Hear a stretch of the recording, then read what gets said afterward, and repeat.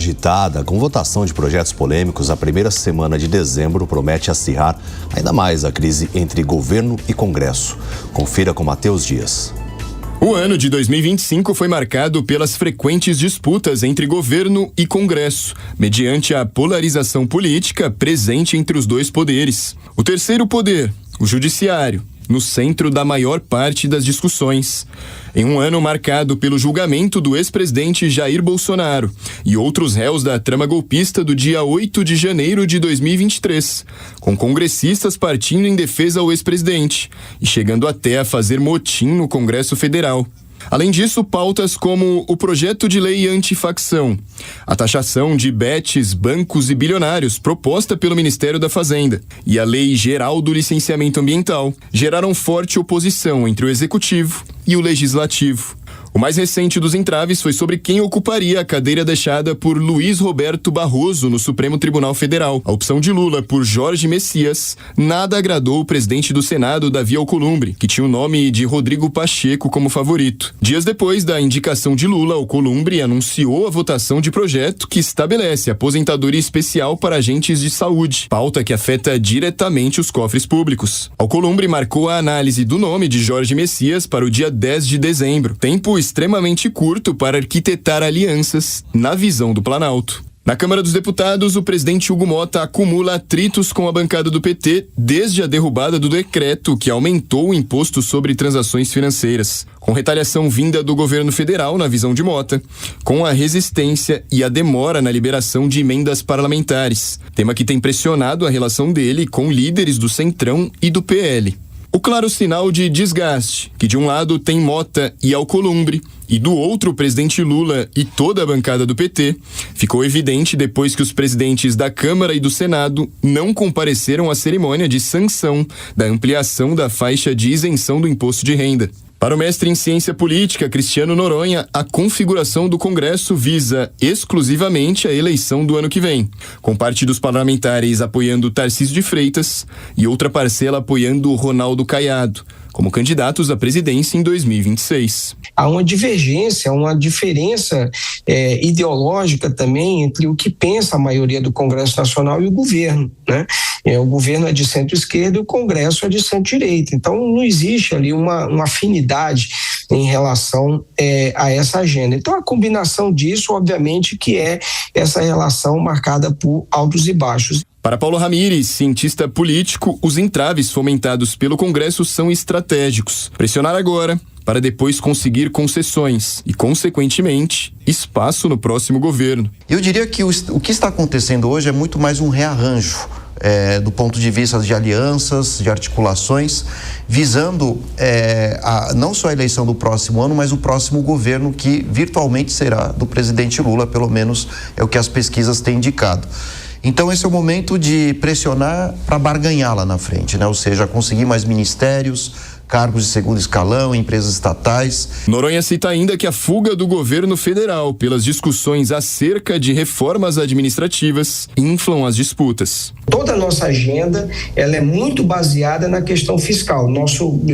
Apenas o governo tentando aumentar gasto via programas sociais, Congresso Nacional dá de vez em quando isso, aumentando a arrecadação via imposto.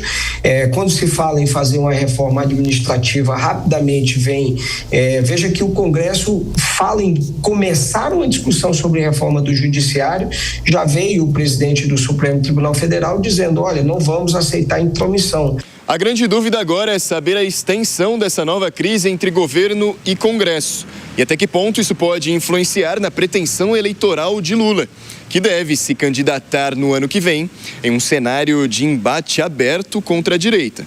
E analisando o cenário para 2026, Paulo Ramires diz que apenas fazendo afagos ao Congresso, o governo irá conseguir o que deseja. À medida que um presidente, enfim, na condição e no cargo que tem, não consegue formar maioria porque não conseguiu eleger deputados suficientes, obviamente que quem passa a controlar o país é o Congresso, principalmente o Centrão.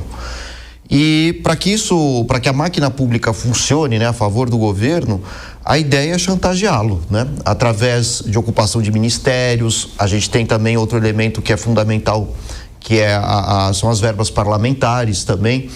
E à medida que o governo faz algum bloqueio ou insinua que possa vir tocar exatamente nos cargos e nos privilégios desse grupo do Centrão, é que as colisões de fato começam a aflorar. Com a votação do pacote antifacção e a busca de Jorge Messias por apoio, a primeira semana de dezembro promete manter o clima de tensão em Brasília. Vamos encerrar o ano nesse clima, por isso vamos analisar esse tema, porque tem muitos aspectos para a gente observar, começando pelo Acácio Miranda, a Mônica Rosenberg logo mais também se juntando aqui ao Jornal da Manhã. Acácio, dentre essas últimas questões que aconteceram, né? Qual o principal destaque que você acha que realmente vai acirrar ainda mais a relação, né, entre o Congresso e o governo? David, o principal tema é o fato do ano que vem nós termos eleições. E o fato de nós termos eleições no ano que vem já vai aflorando o ânimo, tanto da situação como da oposição. E, obviamente, nos últimos 10 anos no Brasil, nós vivemos um presidencialismo de coalizão. E esse presidencialismo de coalizão é frágil e alicerçado exclusivamente no pragmatismo dos nossos parlamentares, também conhecido em termos populares como toma cá, dá lá. E, diante da proximidade com o período eleitoral, o Congresso, por mais que dependa das emendas, dos cargos e das verbas, precisa deixar um pezinho fora do governo. E hoje, o grande tema, a grande discussão que nós temos no país é o Supremo Tribunal Federal. Então, uma eventual briga relacionada à nomeação do indicado do governo mostra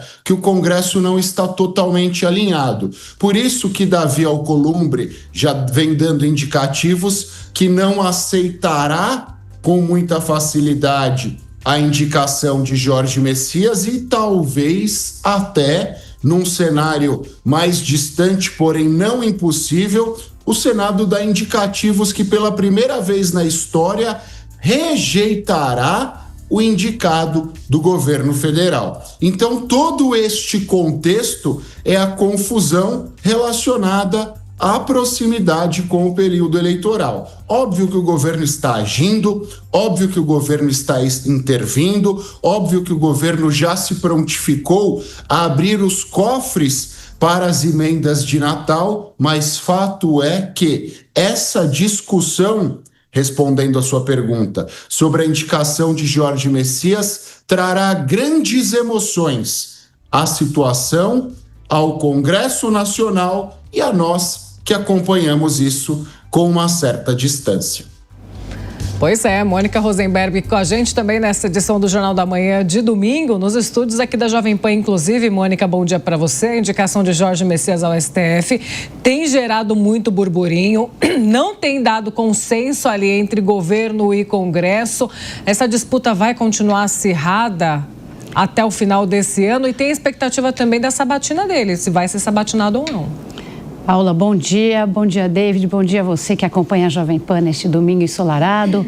Realmente a disputa vai continuar acirrada e o problema dessa disputa não é o fato de haver tensão entre governo e parlamento. Isso é até muito saudável, faz parte da democracia e para o eleitor, para a sociedade, é até preferível isso do que um governo de conluio, onde todo mundo esconde e defende todo mundo e ninguém está preocupado com os interesses da sociedade. Qual é o problema aqui no Brasil? É que a disputa, ela não acontece em termos de buscar o que é melhor para o eleitor, o que é melhor para a sociedade, mas ela acontece cada um protegendo os seus próprios interesses. O governo preocupado, sim, em reeleger Lula e o Congresso preocupado não só com a própria reeleição, mas preocupado em ter mais emendas, em ter mais controle, em negociar os próprios votos. O especialista falou muito bem, é chantagem e nós, cidadãos, estamos sujeitos a essa chantagem do Congresso fisiológico e de um governo que só pensa na reeleição. Ninguém está preocupado em resolver os problemas do Brasil,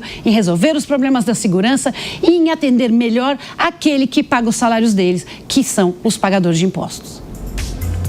Agora